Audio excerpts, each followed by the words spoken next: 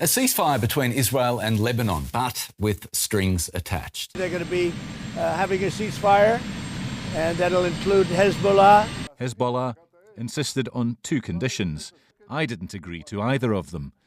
Under a US brokered deal, Lebanon is expected to stop Hezbollah from attacking Israel, while Israeli forces remain deployed inside southern Lebanon. The agreement is meant to create space for talks, but key demands, including the disarmament of Hezbollah, remain unresolved. US President Donald Trump says he's been in direct contact with both sides. We're going to be meeting with Bibi Netanyahu, as you know, and the president of Lebanon, and I had a great talk with both of them today. They're going to be having a ceasefire, and that'll include Hezbollah. Megan Sutcliffe, great to see you again, analyst for the Middle East and Africa at Sibylline. A very welcome return guest to DW on a day we are pretty confident we have good news. We certainly do, and thank you for having me on the programme again. Today is a positive day when it comes to developments in the Middle East, because just a few hours ago, we saw the US announcing that it had brokered a 10-day ceasefire between Israel and Lebanon, and this is broadly expected to have just come into force about an hour ago.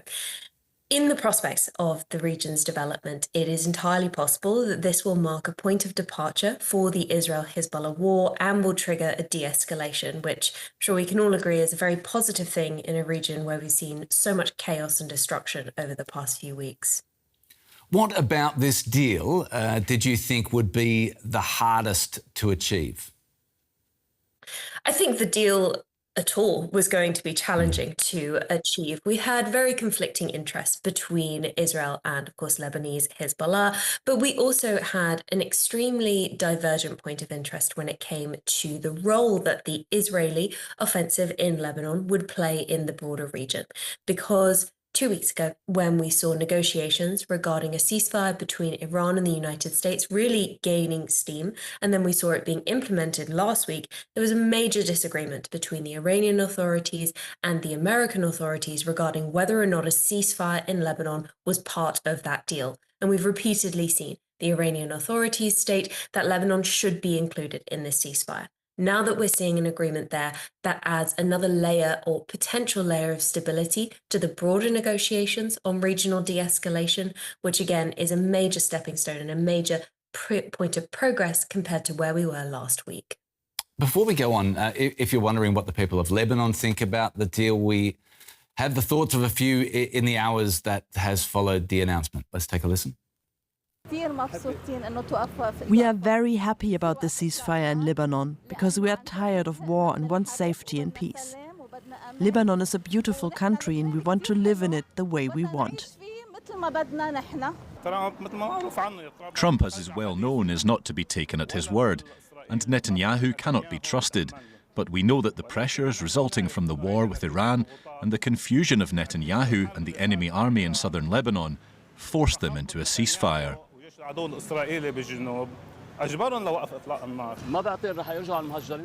think the displaced people will return to their homes because they may be displaced again. There must be a permanent ceasefire and a lasting agreement. We have to wait for the next round of talks between Iran and the United States. And based on that, the situation will be determined. So pretty obviously the common thread there is scepticism there, Megan, for Netanyahu, for Trump, for the whole arrangement. We're going to hear the really stark words of Benjamin Netanyahu in a moment, but now I guess it's wise that we play the hand that we've been dealt, so to speak, about the deal, the terms of the deal as it stands. From your perspective, who gains the most from this pause? Is it Israel? Is it Hezbollah? Or perhaps the external actors like Iran and the US here? Well, it's certainly a challenging question to answer because both parties, in terms of Israel and Hezbollah, benefit from this ceasefire being implemented. Essentially, Israel benefits because it has already gone through several rounds of conflict, not just with Lebanese Hezbollah, but also with Iran, with the Houthis in Yemen, and of course, Hamas in Gaza. And so this break will be a welcome pause after what has been many weeks of very intense conflict for the IDF. It's also a benefit to Hezbollah. Of course, over the past 3 years, we have seen Hezbollah playing an incredibly active role in the security landscape of the region, and that has included 2 whole-scale conflicts with Israel. And so a pause in those hostilities is a benefit to the organization because it provides them a bit more breathing room. It provides them with more cover. But that's not to say it's essentially a hermetic seal over Lebanon.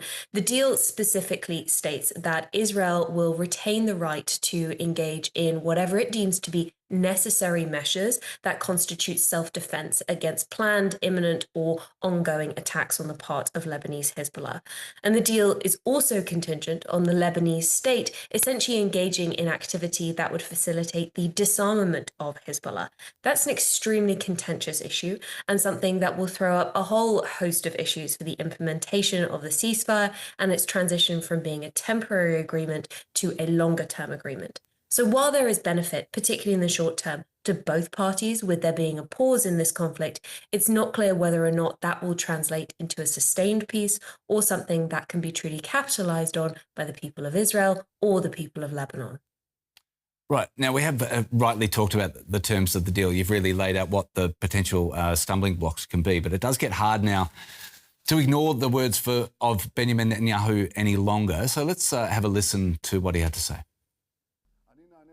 I heeded this call and agreed to a pause, or rather a 10-day temporary ceasefire, in order to try to move forward with the agreement that we began discussing at the ambassadors' meeting in Washington. In these peace talks, we have 2 fundamental demands. 1, the disarmament of Hezbollah. 2, a lasting peace agreement, peace through strength. In order to secure the ceasefire, Hezbollah insisted on 2 conditions. The first condition is that Israel must withdraw from all Lebanese territory up to the international border. The second is a ceasefire based on the principle of quiet for quiet. I didn't agree to either of them. Indeed, neither of these conditions is met. We are remaining in Lebanon within a reinforced security zone. Right, that was Benjamin Netanyahu, really clearly flagging what could be some of the stumbling blocks to a lasting peace, sounding confident that Hezbollah got nothing that it wanted. In terms of guarantees, should we be worried that the health of the ceasefire, when one of the key groups, Hezbollah, not a party to the ceasefire as such, got nothing of what it wanted, Megan? Well, I think it is fair to challenge the assessment that Hezbollah got absolutely nothing that it wanted. Of course, it has received at least a 10-day pause in fighting, which for a group that has been thoroughly battered by thousands of Israeli airstrikes, intense ground operations, and numerous high-ranking assassinations within its elite fighting forces, the Radwan forces, and its political and military leadership, this reprieve is certainly something for them. But at the same time, it is, of course, concerning that it would appear that the terms of this agreement are stacked towards Israel. It specifically mentions Israel's right to re-engage in operations it deems to be defensive. And so the risk is that should Israel engage in those type of operations, continue engaging in, say, airstrikes, targeting locations it associates with Hezbollah activity, or in certain cases maybe re-engages in some form of ground operations that again it would potentially define as defensive, but wouldn't be perceived that way, the risk is that Hezbollah essentially sees this agreement as being dead on arrival, as something that is not worth upholding and that represents more of a hindrance than a piece of assistance to its broader aims as a group, both militarily and politically. If Hezbollah were to perceive the situation as developing in that way, the risks of them abandoning the agreement would become higher, the risks of them engaging in more ostentatious and obvious activity in southern Lebanon would increase, and the risk of broader Israeli escalation in response to that activity, just as we've seen in 2026, just as we saw in 2024, unfortunately those would grow over time. Yeah, so we're somewhere between hope, realism and cynicism about this whole deal. Donald Trump is talking about bringing leaders to the White House. Is this then a serious diplomatic push, and what would success actually look like? It does appear to be a very serious diplomatic push, which is a great contrast to what we've seen from the Trump administration in the region over the past few weeks. Of course, over the past 10 days, we've seen the Trump administration touting its establishment of a temporary ceasefire with Iran as bringing into existence the potential and the now applied ceasefire between Israel and Lebanon. And Trump issued a social media statement indicating that he would view this as the 10th conflict he has solved since coming back into the Oval Office. So it would appear this is something Trump is interested in and he takes very seriously. And of course, there would be no greater sign than this seriousness if we were to have Israeli Prime Minister Benjamin Netanyahu and Lebanon's President Joseph Aoun coming to the White House and potentially shaking hands in the Rose Garden, as we have seen on many other historic political moments with reference to the Middle East. Right. But that's not to say that it's a done deal. It would be incredibly controversial for Aoun to do this and would potentially increase the risk of a domestic mobilization on the part of Hezbollah. And so it's not guaranteed that this will be something that is taken neutrally or seriously going forward. Megan, that was something Trump flagged in a flurry of activity on social media, that potential Joseph Aoun and Benjamin Netanyahu coming together. Why is that so controversial for Aoun to engage directly with Netanyahu? Well, of course, there is the legal status of Israel and Lebanon still being in a state of war. There is, of course, the history of Israeli engagement in Lebanon, both in southern Lebanon and further north. And so in terms of the way that that would be perceived by Lebanon's population, it would likely be negative for many who have suffered as a result of the airstrike campaigns we have seen occurring, not just over the past 3 years, but going back decades within Lebanon.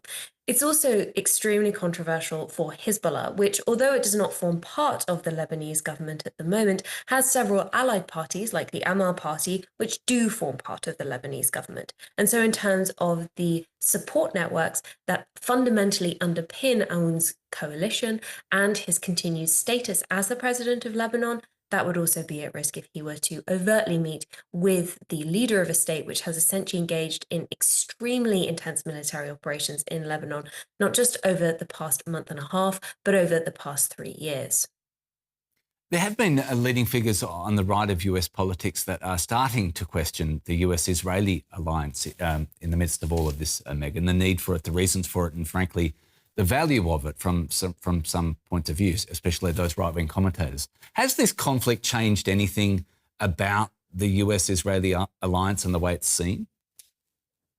I think it has altered the perception slightly of the US-Israeli alliance. This, of course, is something that goes back many decades. I believe it was President John F. Kennedy who first referred to the relationship as essentially being a bear hug, one in which the United States has an ally in Israel, but one that it needs to constrain from potentially other more, let's say, assertive impulses at times. Over the past few months, though, particularly with Israel taking on its leading role in the first Israel-Iran war and then engaging in the opening sorties of the Israel-US-Iran war, it's very clear, though, that Israel is feeling more empowered to act as a security actor in the region. And that throws up a whole host of questions as to who exactly is leading between the United States and Israel. Some on the more isolationist wing of the Republican Party in the United States have questioned whether or not the conflict with Iran is actually in the US's interest, citing the fact that a negligible amount of US trade goes through the Strait of Hormuz, that the United States is far outside the potential range of Iranian munitions, and therefore that potentially this is not a war that actually serves US interest, rather one that serves Israeli interest, and therefore that US service personnel are being put in danger for Israel. That's something that's also been capitalized on by Iranian, essentially, information campaigns throughout the course of this conflict. We've seen a continued emphasis on the fact that this should not be in the US interest, that this is an Israeli scheme to draw the US into the region.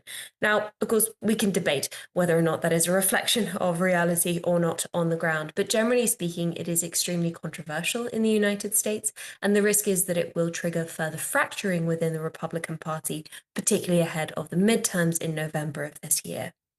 With all these pressure points existing around this deal, you did a really great job underlining to start with. Just the positive is that we have a deal under any means and under almost any form. But to look at, I guess, the potential pitfalls, the negatives, they're hard to ignore. What are the biggest risks that could cause this ceasefire to break down in the next days? Well, we're going to say weeks, but within the next 10 days. What are the biggest risks to the deal? It certainly is very concerning, and I would point to that specific clause about Israel being able to engage in operations that it deems to be in its self-defense. Essentially, this is something that, of course, has a flexible definition regardless of what country we are looking at. And should Israel perceive that Lebanese Hezbollah is engaging in operations or attempting to lay the framework for further attacks, particularly after the ceasefire expires, at that point, the risk of Israeli re-engagement in a way that Hezbollah characterizes as being offensive will substantially increase. Another concern, of course, with reference to the stability of Lebanon in general, will be the extent to which the Lebanese government takes up the mantle that the ceasefire calls them to, which is disarming Hezbollah. This is an issue that goes back to the 1980s of Lebanon. It is not something that will be easily remedied, and it was not something that was actioned or progressed towards following the signature of the last ceasefire in November of 2024. Though there was limited progress, Hezbollah is still very clearly an armed actor. And so the idea that the Lebanese government would be able to make good on those commitments in such a short time frame is extremely concerning and is unfortunately unlikely. That increases the likelihood of Israel re-engaging after this time period. And even if we were to see the Lebanese government somehow managing to rapidly make progress towards disarming Lebanese Hezbollah, the risk of Lebanon falling back into sectarian conflict because of those efforts, that unfortunately would be particularly high and add another degree of instability to a region that has already seen so much over the past 2.5 years. Megan Sutcliffe, really great that we get to pick your brain at a moment like this. Thanks so much. We look forward to talking to you again. Thanks again. Thank you. Right, so what do you think? How long is that ceasefire actually going to last, and what will come after it? Let us know in the comments. If you like the video, please hit the like button, and if you haven't already, don't forget to subscribe to the channel. For now, it's goodbye.